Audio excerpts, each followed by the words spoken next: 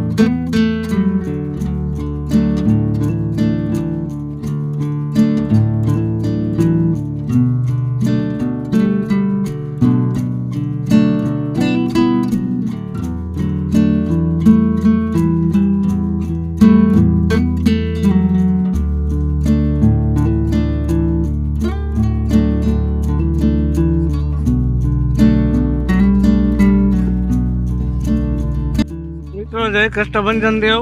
સવારની સેવા આપ સૌ લોકોએ જોઈ। આપણે વિડીયોના માધ્યમથી કષ્ટભંજન દેવના દર્શન કર્યા બાદ બપોર પછી પગપાળા ચાલીને યાત્રિકો માટે લીંબુ શરબતની સેવા મારા રમાભાઈ છે, જીગાલાલ છે, જે શરબત રાખી રહ્યા છે। જીગાલાલ જેનું શરબત બનાવ્યું છે? લીંબુ અને ખાંડ, નેચરલ, કોઈ અસર નહીં, કોઈ ચડચડ નહીં, પ્યોર લીંબુ ને પ્યોર ખાંડ। મિત્રો તમે જોઈ રહ્યા છો એકદમ નેચરલ, શરીરને નુકસાન ના કરે એવું લીંબુ શરબત। અત્યારે ઉનાળા જેવો માહોલ થઈ ગયો છે, બહુ ગરમી છે, તડકો છે, જેના લીધે ચાલીને જતા માણસોને તકલીફ ના પડે માટે લીંબુ શરબતની સેવા અમારી રાવટીએ બપોર પછી અવિરત ચાલુ છે। ઠંડુ પાણી છે હિંદવાની આકર તરફથી। હમણાં દર શનિવારે અમારી સેવા ફરજિયાત ચાલુ જ હોય છે।